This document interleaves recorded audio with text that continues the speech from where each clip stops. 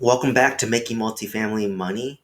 So today I want to announce that I'm creating a 10 to 20 video series about mobile home parks.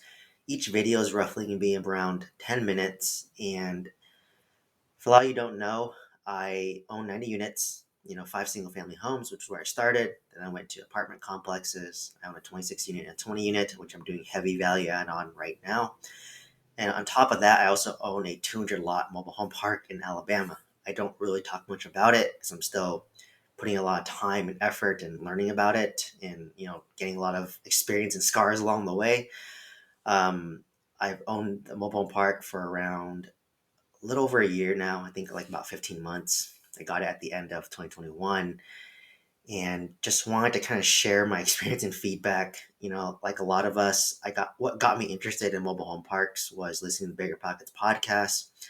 Brandon Turner, who was the co-host, he was a really big advocate of mobile home parks. I also listened to Kevin Bubb's podcast, which talks about mobile home parks, and then there's obviously a Frank and Dave's Boot Camp, which talks about mobile home parks. So, if you listen to any of those podcasts, what you would know and what I knew initially about mobile home parks is it's very appealing because number one, it's affordable housing. And what they mean by affordable housing is to bring in a brand new 3 bedroom, 2 bath, single wide from True Homes, which is probably the cheapest model you can get. It's going to be roughly around $40,000, including setup. So it's $35,000 for the home, and then about $5,000 to set it up, skirting, installation, connecting up utilities, adding a little porch deck, just setting everything up and all the labor. So all in, it's $40,000. And at that point, you can either sell the home for like a 10% profit if you're using the 21st mortgage cash program, which is very popular, or you can get 100% finance as a rental and then rent that out. So that's what I mean by affordable housing. So, for some context, it's let's say $40,000 for a brand new mobile home. The average cost of a single family home in Alabama is $150,000. So it's one third the cost, right? So it's very affordable. In terms of the monthly payments, so let's just say if they were to rent it, it'd be $700 a month, and that's a 3 bedroom, 2 bath. In Alabama, to rent a 2 bedroom, 1 bath, it's around $700, $800.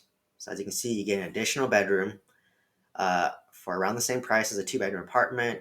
But the perks is you don't have someone living above you, below you, and you're not sharing walls with anybody. You have your own house.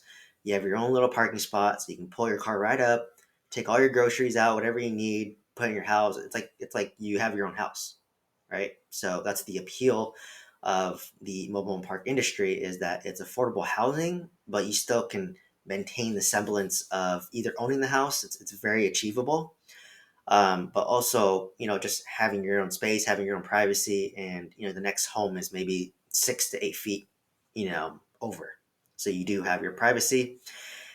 And number two is it gives the dream of home ownership.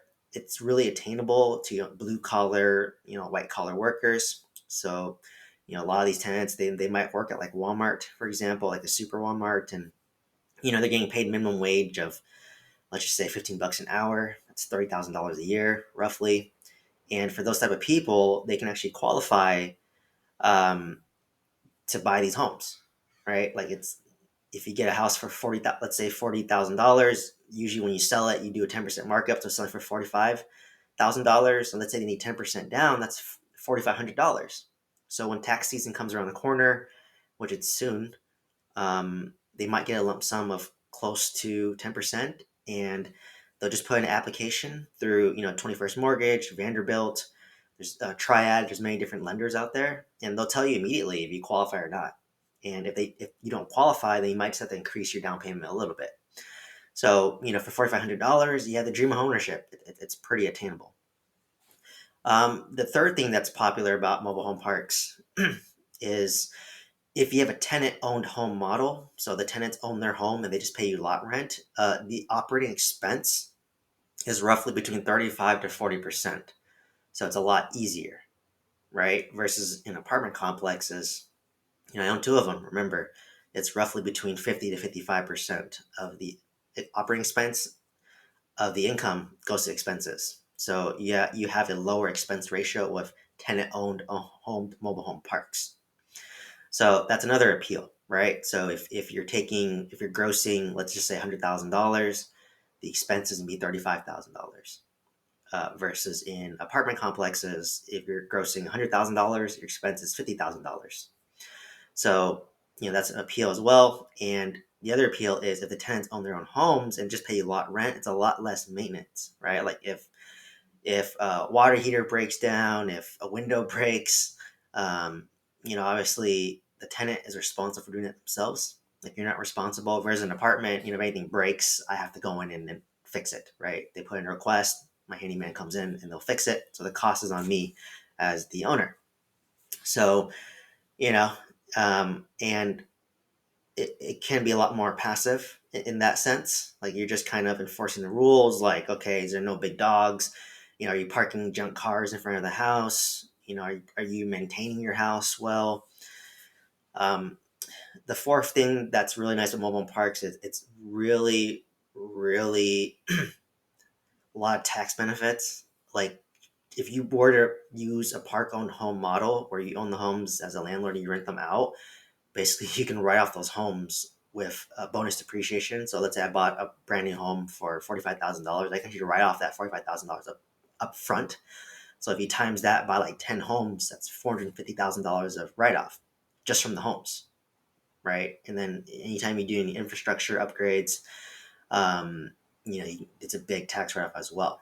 So that's another appeal of mobile home parks. The fifth appeal of mobile home parks is, if you can infill new homes. So let's just say you have like for me, I own a 200 lot mobile home park, and I think 150 lots are vacant right now. If I can fill in 150 of those homes with new homes to sell it or rent it out, it really forces the value of the park to go up significantly. So, for example, if this park was full, like all 200 lots are full, the park would easily be worth $10 million. But obviously, it's gonna be a lot of work and a lot of time to get there. But that's what's really nice is that you can create a system where you coordinate. You buy the home, gets made. It takes about maybe 3 to 4 weeks to get made.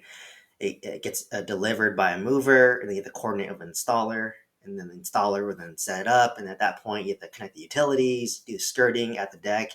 So the whole process from start to finish, from when the home is installed, or it takes 4 weeks to build it, and another maybe 4 to 6 weeks to get it fully set up that's rentable or sellable to a tenant.